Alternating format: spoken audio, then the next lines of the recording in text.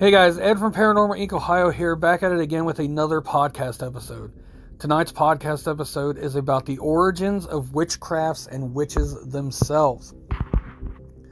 Witches were perceived as evil beings by early Christians in Europe, inspiring the iconic Halloween figure. Images of witches have appeared in various forms throughout history, from evil wart-nosed women huddling over a cauldron of boiling liquid to hag-faced cackling beings riding through the sky on brooms, wearing pointy hats. In pop-up culture, the witch has been portrayed as a benevolent, nose-twitching suburban housewife, an awkward teenager learning to control her powers, and a trio of charmed sisters battling the forces of evil.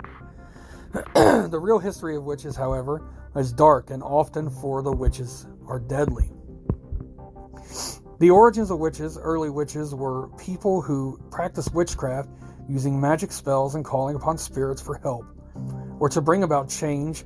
Most witches were thought to be pagans doing the devil's work. Many, however, were simply natural healers or so-called wise women, whose choice of profession was misunderstood. It's unclear exactly when witches came on the historical scene, but one of the earliest records of a witch is in the Bible, in the book of 1 Samuel. Thought be written between 931 BC and 721 BC, it tells the story of when King Saul sought the witch of Endor to summon the dead prophet Samuel's spirit to help him defeat the Philistine army. The witch roused Samuel, who then prophesied the death of Saul and his sons. The next day, according to the Bible, Saul's sons died in battle and Saul committed suicide. Other Old Testament verses condemn witches, such as the oft-cited Exodus 22:18, which says, "Thou shalt not suffer a witch to live." Additional biblical passages caution against divination, chanting, or using witches to contact the dead. Witch hysteria really took hold in Europe during the mid-1400s, when many accused witches confessed, often under torture, to a variety of wicked behaviors. Within a century, witch hunts were common, and most of the accused were executed by burning at the stake or hanging. Single women, widows, and other women on the margins of society were especially targeted. Between the years 1500 and 1660, up to 80,000 suspected witches were put to death in Europe. Around 80% of them were women thought to be in cahoots with the devil and filled with lust. Germany had the highest witchcraft execution rate, while Ireland had the lowest. The publication of Maleficarium, written by two well-respected German Dominicans in 1486, likely spurred witch mania to go viral. The book, usually translated as The Hammer of the Witches, was essentially a guide on how to identify, hunt, and interrogate witches. Maleficarium labeled witchcraft as heresy and quickly became the authority for Protestants and Catholics trying to flush out witches living among them for more than 100 years. The book sold more copies of any other book in Europe except the Bible, which sparked up the Salem witch trials. As witch hysteria decreased in Europe, it grew in the New World, which was reeling from wars between the French and British, a smallpox epidemic, and the ongoing fear of attacks from neighboring Native American tribes. The tense atmosphere was ripe for finding scapegoats. Probably the best known witch trials took place in Salem, Massachusetts in 1692. The Salem witch trials began when 9-year-old Elizabeth Parris and 11-year-old Abigail Williams began suffering from fits, body contortions, and uncontrolled screaming. Today it is believed that they were poisoned by a fungus that caused spasms and delusions. As more young women began to exhibit symptoms, mass hysteria ensued, and 3 women were accused of witchcraft: Sarah Good, Sarah Osborne, and Tituba. An enslaved woman owned by Paris's father, Tituba confessed to being a witch and began accusing others of using black magic. On June 10th, Bridget Bishop became the first accused witch to be put to death during the Salem witch trials. When she was hanged at Salem gallows, ultimately around 150 people were accused and 18 were put to death. Women weren't the only victims of the Salem witch trials. 6 men were also convicted and executed.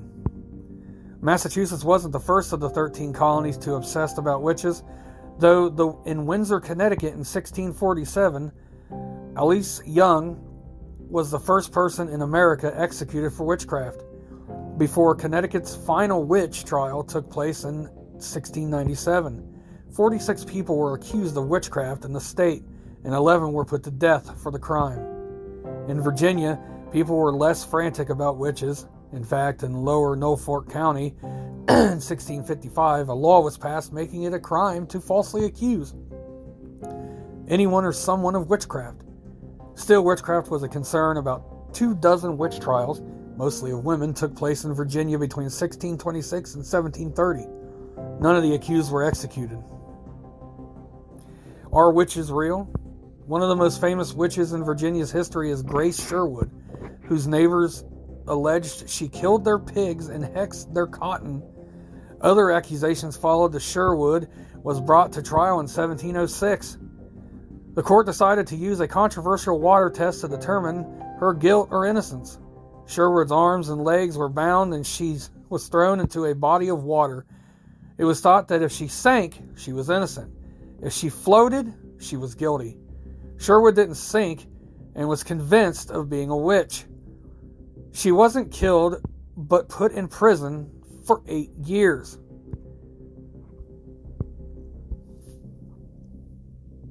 A satirical article supposedly written by Benjamin Franklin about a witch trial in New Jersey was published in 1730 in the Pennsylvania Gazette.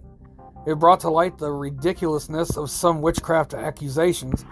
It wasn't long before witch mania died down in the New World, and laws were passed to help protect people from being wrongly accused of a witch and being convicted.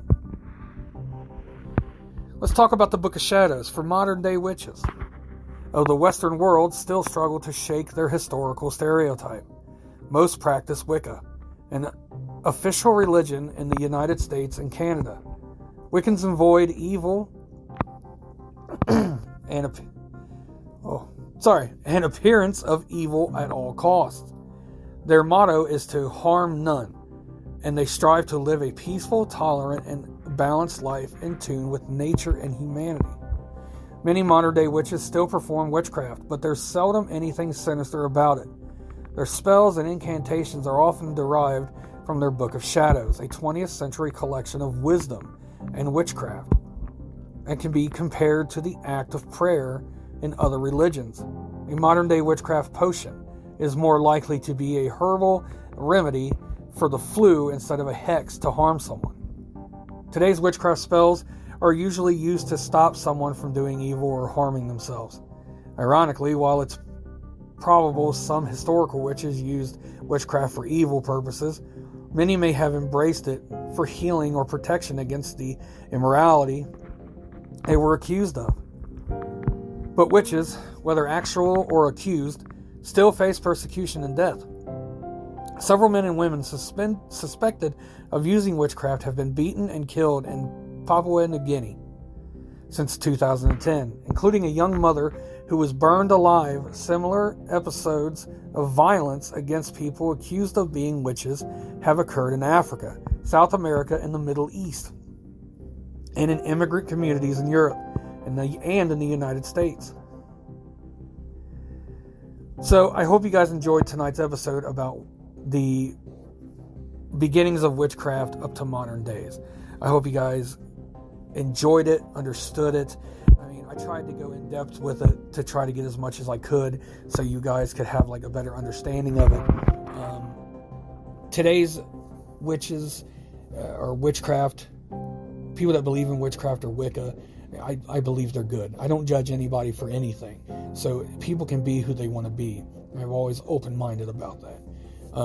So you can go to ParanormalIncOhio.com. They're going to take you to the main page. There you can see some old ghost hunts and ghost stories. You can check out our crystals and all their powers. You can also check out our sage bundles for everything cleansing, and bracelets, necklaces, and pins for the crystals.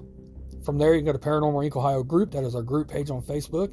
There we talk about everything paranormal. And you also give me ideas for different shows you want to hear about. I look it up. I do the research and create the show. And I usually give you guys shout outs with that. And of course, you can check out Paranormal Inc. Ohio podcast on all podcast venues. Monday, Tuesday, and Wednesday night are the podcasts. Thursday nights at 10 p.m. I go live on Facebook. Friday nights I go live for Fear Friday at 10 p.m.